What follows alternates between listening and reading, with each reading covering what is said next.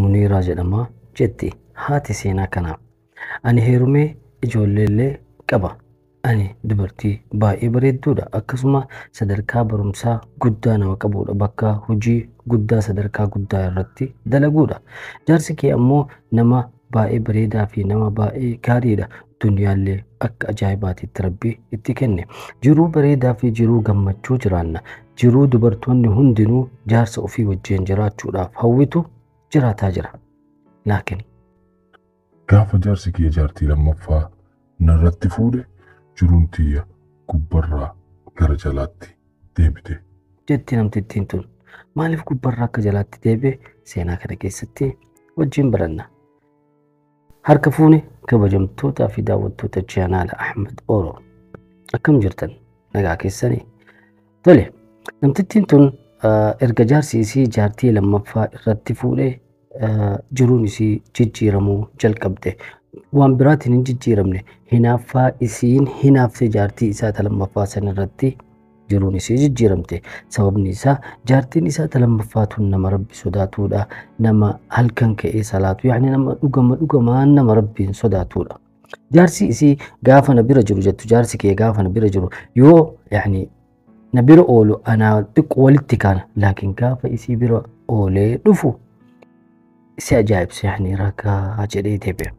San booda citiin isaa maal jennaan bara jaartiin tiyatuun jedhee jaartii isaa taa'anii lammaffaa tana jajuu jalqabe. Akkam akka salaattu, maal akka qaraatu, halkan kaatee akkamii akka salaatu, waan ani dhiirri hin goone goote. Dhugama jaartii Rabbi sodaattuudha jedhee natti jette.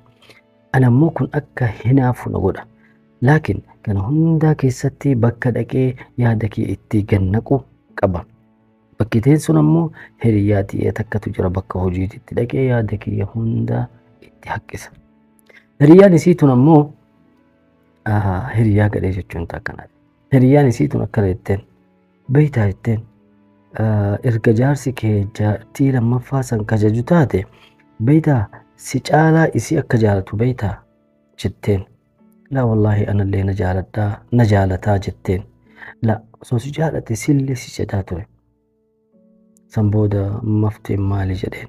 Mafteen an namtittii manguddittii wahii beeka. Baadiyaa kana keessa jirti. Nu achi xiqqooma. Baadiyaa san keessa jirtu namni hundinuu isii beeka. Falfala ajaa'ibaa daleedhe. Falfala deemnee irratti hojjechiifna naan jette. Rabbi nu dhiisu akiraateen na dhabna waan akkana raasee mucattii waan akkanaan dubbatin jedheeni itti ka'e. Laakiin yeroo saniif didee mana kiyyatti gale jetti Muniiraan. Hojiidhaa gara manaatti gale. Yeroo manatti galuu jaarsi kee taa'ee buna dhugaa jira. Ol ka'ee nagaa na gaafatee waan ani harkaa qabu shaantaan irraa fuudhee lafa kaa'ee teennee haasa'uu jalqabne bunni naa qicame. Osoma haasofnu maaliif akka waan isii kaase hin beeku waan isii kaase anummaantu waan isii kaase. Maaliif akka kaase hin beeku. Almuhim jaarsi kiyyaa san booda waan isii natti haasa'uu jalqabe bari isiin akkana inshaallah yoo Rabbi jedhee ilmoollee argachuudhaaf karoorfataa jirra maali jedhee natti haase.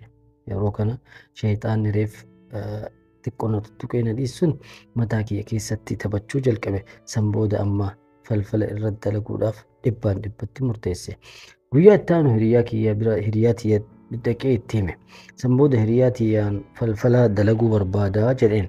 San booda na fuutee namtittii saniin naan deebite.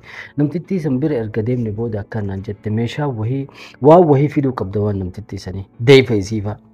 Deefa isii akkamitti akka bitan hin beeku. Deefa isii yookaan waanuma ta'e waan isii rifeensa isii waanuma ta'e waan dandeettan. San booda namtittiin tole jettee achii baan. Intala wahii qabdi namtittiin tun. Intalli isii tunillee masaanuu isii tana hin jibbiti. Waan abbaan isii lammaffaa fuudheef qofa jibbiti. Daggaa fi haadhaati jechuudha. San booda intala isii tana itti ergitee deemiiti mana sanitti namtittii sanii wal baradhuuti yookaan haadhatee lammaffaa sanii wal baradhu gaarii itti ta'e waan wahii waan isii fidii kootu jedhanii. Tole jette. San booda hin deemtee mana sanitti deddeebuu jalqabdee namtittiin akka malee jaalatte.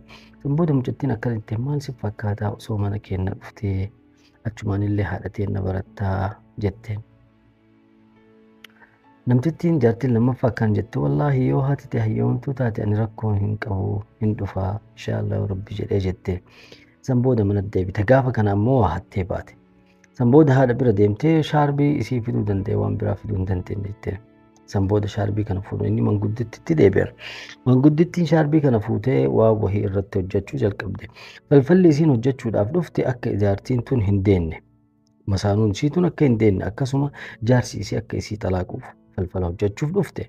Laakiin erga achi gahee booda jette shayxaanni kun akka malee paaworii isaa xabbaqe natti fakkaata. Paaworii natti dabalee natti taphatee inumaa akka hin deenne. Hattan jaarsi kiyya yoo gadhiise akka hin deenne inumaa. Falfala akkasii sanitti naa hojjedhu jedheen jedhe. Maaliif hagana kana muluu maaliif akka yaadaan hin beeku jette. San booda falfalliin dalagamee fi namtittiin manguddittiin akka jette waan kana balbala isiin seentuun irratti gannaqe. Balbaluma isiin baatu saniin ammoo waan kana gannaqe. Wayita isiin seentuuf wayita baatu waan kana gadi naqee irra tarkaanfattee haa deemu. Waan kana ammoo waan nyaataa irratti yookaan waan dhugaatii keessa godhiitii kenni mabruuk. Jaarsa keetii addaan boo'isiiti naan jetteetti baay'ee gammade. Baay'ee gammade qoricha san fudhadhee gara manaatitti gale. San booda intalumatii jalqaba shaarbii nuuf fidde san bira deeme ila akkana godhi jedheen. Dhaqiitii namtittii san affeere nu bira haa dhuftu kootu haadhatii yaa wal si barsee jedhii akkuma goote godhii fidi jedheen. San booda deemtee mucattiin akkana haatitii si wal barachuu barbaaddii zanni waliin baduu namaan booda maal barbaachisa jettee as mammaate. Tole jettee beellama waliif qaban. Guyyaa beellamaa kana haati mucattii tanaa hiriyaa isii tasharrii san waamte mucattii illee hin jirti. Jaartiin lamaffaatuun hin dhufte waan san balbala irratti godhanii tarkaanfattee ol seente. San booda waan nyaataa erga nyaatanii geessan buna qooduu jalqaban. Buna kana keessaa ammoo wanni sun godhamee itti kenname. Buna dhugdee wayita baatullee wanni sun godhamee fi baate. Wayituma mana geettee dhukkubuu ni jalqabe hafiifumatti. Torbaa wayita ga'u itti jabaachuu jalqabee haqqisuu jalqabdee salaata mara salaatuu jalqabdee. Shintibeetii keessa faa seentee iyyiti jedha. Jaarsatu galee jaartii isaa tanatti hima. Dhiini funyaanii yaa'aa waanii wallaallee jedhee natti hima. Ani ammoo akka waan garaa nyaatte miskiin rabbi haa fayyisuun dhukkubsattuu yoo ta'u ooltu duraanumaa midhaamin jedhee itti hima jette. Laa dhukkubsattuu miti ani maal akka taateen beeku naan jedha jette jaarsi kee. Almuhim san booda haakimii fide wayita haakimii fidu maatsaniisi maal jedhama Oromoffaan maatsanii maa jennu. Maatsaniinisi maal jedha summii godhate akka kaansarii waan akkasii godhame bahuu qabaa jedhanii. Bahuu qabaa jedhanii. San booda jaarsi khalaas ta'eef amaliyaa godhaa maal jennaan laakiin isiin hin diddee. Isiin jaartiin isaatu hin diddee gara manaa gallee. Maaliif diddee yoo dhukkuba akka ta'u taate khalaas maasanii fi abaastu maal ilmoo kana maa kennu rabbumaa midhaan jedhee haasaa jette akka waan garaa nyaattu. San booda adeemsa keessa jaarsa kiyya hima gaggaafa waddisii wayita gaafadhu bal'ashitti jedhee jira. Hatta maatsanii sun deemsisnee ilaalsisnee amma wanni gaafa san jiru sun hin jiru maal akka ta'e beeku mu'ujizaadhaan hin jedhan jedhe. Akkamitti fayyuu dandeette falfala ofirraa hiite fin jedhe jette. San booda jaarsa kiyya gaafadha akkamitti maal fayyadamte maashaallah rabbi bagarraa fuudhe. Abboo namti hiriyaa wahii qabdi. Hiriyaan tun ammoo manaa mahiiti. Jaartiin tiyyatuun manaamaan sareen gurraachi ka mar'imaan isii mar'imaanii miti. Maatsanii isii kana garaa isii kana ka nyaatu arge. Saree gurraacha garaa isii kana nyaatu agarte manaama. San booda hiriyaa isii takkatti himte. Manaa mahiiti hiriyaan isii sun. Itti himnaan bar falfalatu sitti dalagame sihiriitu sirratti dalagame zayita zayituuna dibiiti. Sirraa badaa jettee. San booda zayita zayituuna dibachuu jalqabdee akkasitti irraa baduu danda'ee jettee itti himte. Gubanni kiyya haga haftee hin dabale. San booda bituma san dhaqee hiriyaa tiyya biraan bara kana falfalli hin daleene faayidaa dhabe manguddittii biratti naan deebi'e. Manguddittii biratti deebine. Manguddittii biratti deebinee akkana bar dubbiin akkana wanni isin gootan sun hin taane bara akkam akkamii jedhanii itti hime. San booda akkana jetteen yoo dandeettan lakkoofsa namtittii ka isii waliin haasoftu tawaahiitu tana tamanaa mahiiteef tana yoo beeytan bilbilaa fi yeroo isiidhaa bilbiltan sanitti natti himaa jette. Akka isiin hin dubbanne kukka isii tana akka isiin dhukkubsattu falfala itti dalaga asii jette. San booda lakkoofsa namtittii manaa mahiituu san mucattiinti akkuma goote irraa fuute mana haatitii manaa mahii agarte jette. San booda haati tiyya namtittii sanii wajjin walii bilbiluu jalqabanii sa'aatii dheeraa haasaan osoma haasoftu na dhukkubee jira jettee cufatte. Falfalli irratti dalagame.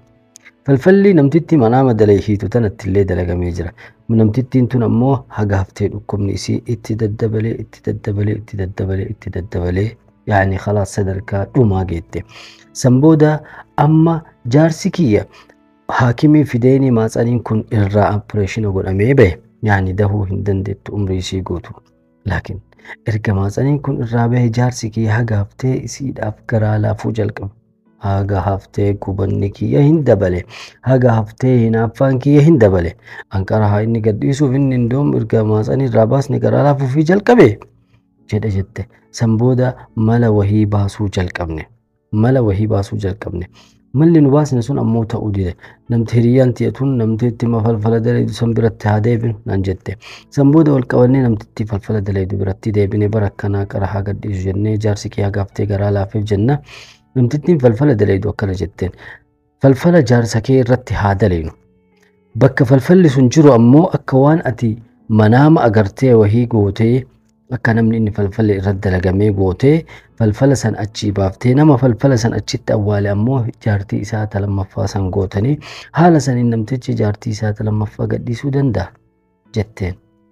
Wallaahi mala shayxaanni hin baasne baasteef. Almeen falfala isiirraa fudhatanii manatti fidanii muka wahii jalatti awwaalan. San booda jaarsi isii kun gaflaa jalqabee dhukkubsachuu jalqabee san booda yaani akka nama garaa nyaateeni kunuunsuunii jalqabde. San booda gaaf tokko raftee inni mana jala raftee rifattee akka nama kaate. Maal jedheen jaarsi akka nama naama wahii argee muka guddaa wahii jalatti wayita namtittii wahii waa awwaaltu argee namtittiin sun ammoo yaani qirseen isii qirsii jaartii ta'eetii qabaa. San booda namtichi kun manaama kana fuudhee hiriyoota isaatiitti yookiin jaartiin ta'e lammaffaa falfala wayisitti goote. Mee muka san quti ilaali jala jire. Muka qotanii wayita ilaalan falfala san baasuu danda'anii namtichi fayyee. Namtichi erga falfala muka san jalaa baase haga haftee dhibbatti waan kana itti amanee jira. Jaartii isaa lammaffaa san obboleessa isaatiitti dawwale, obboleessa isiititti dawwale, isitti hunde obboleessa isitti dawwale jaartii obboleettii ta'e tana mujirma obboleettii tana hattuu jazbaa jedhee wanni inni arrabsee hin jiru obboleettii ta'e sadiinittuu xalaaqee jira dhaqiitii obboleettii ta'e fudhadhuu jedheen. Maal ebboo kanatti seeriin addaleedii jaartiin ta'e obboleettiin ta'e seeriin narra daleedee bakka seeriin jiru san baasnee jirraa naan jedhe. San booda obboleessi mucattii akkana jedhe hasbi Allahu wa ni'mal wakiil. Wallah obboleettiin ta'e waan akkasii nama dalaguu miti. Namni mala kana baase yookaan namni falfala kana bakka san kaa'e rabbiin isumatti haa deebisu jedhee silkii cufatee obboleettii isaa fudhatee gara manaatittiin gale. Akkasitti jaartii isaa lammaffaa hiisisuu ni dandeenya. San booda anaa fi jaarsi kiyya akka jalqabaatitti jiruun teenna itti deebitee waliin jiraachuu jalqabne jetti namtittiin tun. Erga jaarsi kiyya jaartii isaa lammaffaa san gadhiise waggaa 5 kenne. Laakiin waggaa 5 kana keessatti rakkoo umrii kiyya guutuu keessatti arguu hin dandeenye balaa takkaa argee hin beeknu natti bu'uu jalqabe. Takka mucattiin tiyya ta deemtee shaarbii fiddee maalii gootee ta'ana gargaartu sun ji'a 6 keessatti ergisi kiyya jaartii isaa lammaffaa xalaaqesan booda ji'a 6tti xalaaqamtee. San booda ilma isii tokkicha qabdu fudhattee galteeni. Ilmi isii sunillee maal akka taa'e hin beeku osoo nu hin beekin yaani dhukkubsatee jalaa du'e. Amma obboleettiin tiyya isiinuu sakraa keessa jirti waan isii hin beeknu yaani maal akka taate hin beeknu laakiin hin dhukkubsatti. Himachuu hin dandeettu waan dhukkuba. Haakima hin finnaa qorichuma fudhattee dhufti dhukkuba kanatu na dhukkuba jettee himachuu hin dandeettu jetti. Hiriyyaan tiyatuun jaarsa hin qabdu durumaa ilma 2 qabdi. Ilmaan isii kun takka durbaa fi tokko dhiira. Ilmaan isii kun yaani dubartii geettiidha guddoodha. Almeem isiin manumatti dhiiftee hojjettu waliin deemtee yaani dalagaa ofii dalagattee itti deebite. Gaaf tokko wayita isiin dalagaa dalaydee gara manaatitti deebitu ilmi isii kan mana jiru kun akka malee dhukkubsate. Waan hin beekne san booda fuunee makiinaa kennee gara hospitaalaa deemuudhaaf deeman hiriyyaan tiyatuun. Osoo hospitaalaan deemaa jiranii adagaa wahii isaanirra gahee mucaan dhukkubsatee hospitaala deemu sun du'ee intalli tiyallee duutee hojjettuun tiyallee duutee ana qofatu hiriyaatiyya qofatu hafe. Isiin ammoo miilli isii cabee inni hokkolti amma. Isiillee miilli isii cabeenii yeroo muraasa booda ammoo isiilleen dhukkuba nafsiyyaa itti ka'ee amma yeroo kana hospitaala nafsiyyaa itti yaani hospitaala nama maraattuun keessatti yaalaman achi keessa jirti hiriyyaan tiyya. Ana ammoo kiyya isinitti hin himne. Kiyya musiibaan ammoo guddaadha jette. akka gaafa intalli tiyya miidhamte ilmi isii akkas ta'erra ani يعني خلاص يعني أكتوك سمونك يكون سري هنجرو جدي تكفى واني أنا الرجاء علمك يا كأكمت أكانجال كأكلبوك ياتي كأنجال كيري ملك شرهم بيني شري كيستبو إيه هشيشة فيدمو جلكبه وانتو تنتاني فيدمو جلكبه فيدمي بصدرك برتري سمو إساتك إيه أما إن الله هسبتالا مراتو سن كيستي أرقمه جارسكي أمو أكا غاف جارتي إساتنا قد إيسا إرى أبجو كيست أدد رفون إربا نقاها رفو هندن دين سبب نساء يرو رفو منامان أبا إسا أرقا أبا نساء أمو أسو أدان هم بافتين سو دبي أدان هم بافتين أكس قو تيمتي جران دفه وسو دبي أدان هم بافتين جارتي تي قد ليف تيمتي وسو دبي أكس جريني متا إسا أكبسا منامان اترفه جوبان إسا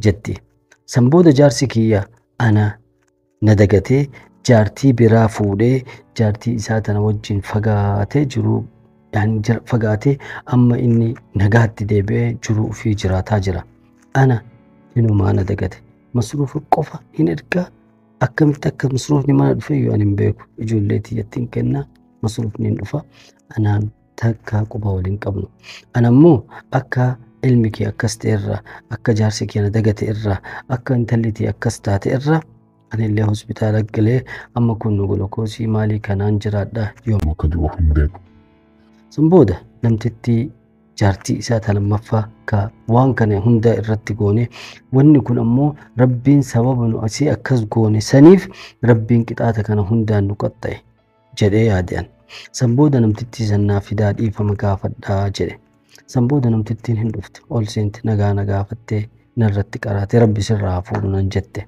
ديمون أفوي تتاتو سني في متي ونن سوامي في كان جد وان هندا اتهمه جدي سنبودا بويو جلقبته جدي حقا بوتي والكاتي نابته ربي رحمتنا ما أفكر سور رحمة سيفين قولين نانجد ربين رحمتنا ما أفكر سور رحمة سيفين قولين ربي رحمتنا ما أفكر سور رحمة سيفين قولين يا روسا دينان جدي وفي الراباتي ترتي نمتتين أني حالك أنا كيس جرا جدي أني حالك أنا كيس جرا شو وجين هما هم بربادو الدنيا تنرى رب مان أكنت اللي أمريكي كان هفتي هنداد أكوب سدي وصو رب مان دي فمن أفكو دي آكرتي يعني هقوم الدنيا مثلا ردي وان أزومي وصو ربين آكرتي دي فمن أفكو دي بديكية جليتما بوا نمتتي أمو إتما ديديبي حقا لبودان جرو أبديهن كتو إتما ديديبي إيفا مقافت ده قافتوكو إيفا منافكو تشونسين أولو لكن يروهن داويتا أنت ديديبي سينا مقافت شيسو أمو طيب جارسكيتين أدان نباسو بربات ماليف أكا أني إلموهن أرقني سببتاتي أكا إلموهن أرقني في سببتاتي إلمو أرقتشو رانا دوكتي ربيتو إلمونا ما فكرنا لكن سببا إلمو أبوك يا كتائسي إلمو أبوك يا كنا في يوم يودي فمسيف نقول جدي يروهن ديبي أكسين أف ديبستي أنا مبيكو إيفا منافكو تشو دندت إسنس نافكدا أنتتين أكد إيفا منافكوتو جارتين تلمفاتون أكد إيفا منافكوتو نافكدا نمني فلفلا نمرت دلقو فلفلسون غرقلي اسمت ديبي وإنك فلفلا بدان هنجرو فلفلنا مرتين دلقنا جتة دبتي ومتتنتن سينا كنرى أكوا برتن أبدي قوتو قبا مالك برتن أمو أفمتي السني وفي التيمة نتني منا أفمتيمة أكوا برتن قرو أبدي قبا نمني بولنا ما فكوت بولو مثلا كيستي كفاسين دور اللي جنة جرى لكن واني حق فلفلا بدان هنجر نمني فلفلا نمد لقو والله يومي يوجرو تنا كيستي يعني جروب بريد جراتشو هندندو نملي فلفلة نمدلقي نما ميده ربين الدنيا متنا كيسة جزاء إساف ديبسا يو أكرت إساف ديبسا مو دنيا فاكرة اللي أبي جتشولا طلع فيديو براتين هاga waliin deebinutti yoson jedhin duratti yoo haaraa taate subscribe godhi akkasuma yoo maatii irraa taate ammoo yani beetasaba kennarraa akka taate like share hiriyoota keetiif godhiiti channelli tun haa guddattu kuma lama gahuudhaaf xiqqoomannaaf inshallah nama 500 akka laaftutti himan inshallah hingenna inshallah kuma lama miti kuma digdama kuma dhibba lama jenneetuma waliin guddanna video biraatiin haga walitti deebinutti nagaannaaf tura sinin jedha nagaatti